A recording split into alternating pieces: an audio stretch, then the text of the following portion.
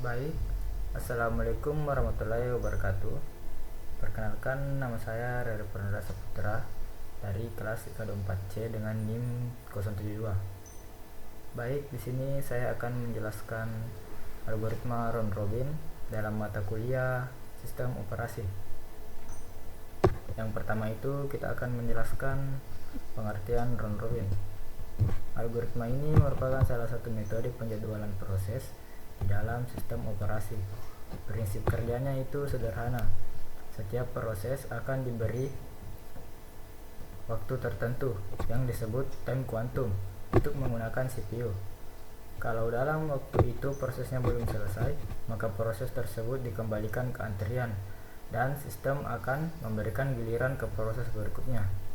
Dengan cara seperti ini, setiap proses mendapat kesempatan yang sama. Tidak ada yang didahulukan terus-menerus. Inilah yang membuat algoritma round robin dianggap adil dan teratur dalam pembagian waktu CPU. Baik, sekarang kita akan melanjutkan selanjutnya, yaitu algoritma dan karakteristik round robin. Jadi algoritma ini pakai antrian siap atau ready queue yang diatur pakai FIFO, yaitu first in first out. Artinya itu yang datang duluan, yang dijalankan duluan. Setiap proses dapat jatah waktu tertentu, namanya time quantum, buat pakai CPU. Kalau prosesnya sudah selesai sebelum waktunya habis, CPU langsung lanjut ke proses berikutnya. Tapi kalau waktunya sudah habis dan prosesnya belum selesai, proses itu diberhentikan dulu, terus dimasukkan ke akhir antrian untuk menunggu giliran. Ciri khasnya round robin adil karena semua proses dapat waktu yang sama. Terus juga preemptif, jadi bisa menghentikan proses sebelum selesai, dan pakai sistem FIFO, first in first out, biar urutan jalannya tetap rapi dan teratur. Nah, di sini ada kelebihan dan keuntungan algoritma round robin. Di sini ada 4 kelebihan. Yang pertama yaitu adil untuk semua proses, karena setiap proses mendapat giliran yang sama dalam penggunaan CPU. Yang kedua, memberikan respon cepat sehingga cocok digunakan pada sistem yang melayani banyak pengguna secara bergantian. Yang ketiga itu tidak ada proses yang terabaikan, karena semua proses pasti mendapat kesempatan untuk dijalankan. Dan yang terakhir itu cara kerjanya sederhana dan mudah dipahami.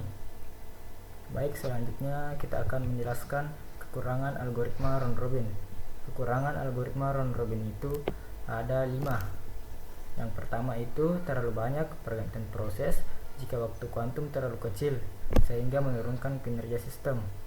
Yang kedua itu kurang efisien karena sering terjadi konteks switching yang memakan waktu CPU. Yang ketiga itu waktu penyelesaian bisa lama untuk proses yang membutuhkan eksekusi panjang. Dan yang keempat itu adalah pemilihan waktu kuantum sulit, karena jika terlalu besar sistem jadi lambat, tapi jika terlalu kecil sistem jadi tidak stabil. Dan yang terakhir itu tidak memperhatikan prioritas proses.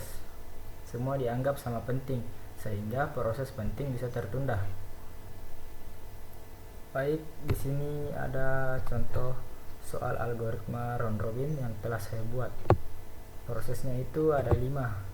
Dan setiap proses itu ada arrival time dan burst time.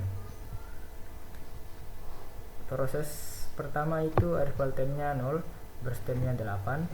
Proses kedua itu arrival time-nya 1, burst time-nya 4. Dan proses ketiga itu arrival time-nya 2, burst time-nya 9. Proses keempat arrival time-nya 4, burst time-nya 5. Dan yang terakhir itu proses kelima, arrival time-nya 7, burst time-nya 2. Dan di sini terdapat quantum time yaitu 3. Gancarnya itu seperti ini. Dari waktu 0 sampai 3, CPU menjalankan P1 dengan sisa 5. Kemudian waktu 3 sampai 6 dijalankan P2 dengan sisa 6. Dengan sisa 1. Lanjut waktu 6 sampai 9 dijalankan P3 dengan sisa 6. Pada waktu 9 sampai 12 kembali ke P1, sisanya 2. Waktu 12 sampai 15 dijalankan itu P4, sisanya itu 2. Kemudian P2 dilanjutkan sebentar dari 15 sampai 15 dan selesai. P5 jalan pada 16 sampai 18 dan selesai juga. Setelah itu P3 kembali jalankan dari 18 sampai dengan 21. Lalu itu P1 dijalankan kembali dari 21 sampai 23 dan P1 selesai di 23.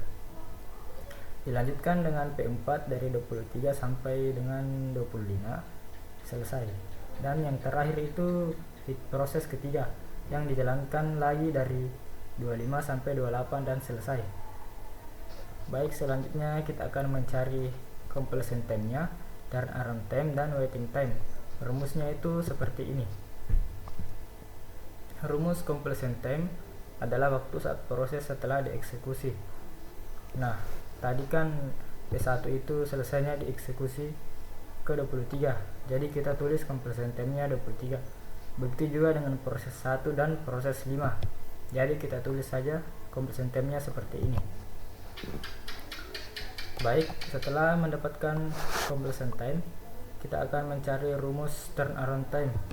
Rumusnya itu seperti ini. Completion time dikurang dengan arrival time. Baik, di sini completion time-nya itu proses ke-1 23 dan kita akan menguranginya dengan arrival time proses ke-1 yaitu 0. Jadi hasilnya 23. Begitu juga dengan proses kedua, CT-nya 16 dan arrival time-nya 1. 16 dikurang 1, jadi hasilnya 15, dan seterusnya kita akan menguranginya. Jadi hasilnya itu seperti ini. Baik, dan kita akan lanjut mencari waiting time-nya. Rumus waiting time itu seperti ini. Turnaround time dikurangin dengan burst time. Turnaround time-nya itu 23 di proses 1 dan burst time-nya itu 8, maka hasilnya adalah 15. Proses kedua itu turnaround time-nya 15, burst time-nya 4, maka hasilnya itu 11. Dan kita akan menguranginya semua dari proses 1 sampai dengan proses kelima. Baik, di sini sudah selesai, dan di sini kita akan mencari rata-rata dari turnaround time. Dari proses 1 sampai proses kelima, di bagian turnaround time kita tambahkan semua, dan hasil tambahan itu kita bagi ke 5, dan hasilnya itu 19,2. Begitu juga dengan rata-rata waiting time. Semua waiting time yang dari proses 1 sampai dengan proses kelima kita bagikan dengan 5, maka hasilnya itu 13,6. Baik, terima kasih. Assalamualaikum warahmatullahi wabarakatuh. Gimana ini biar nanti tambah ya.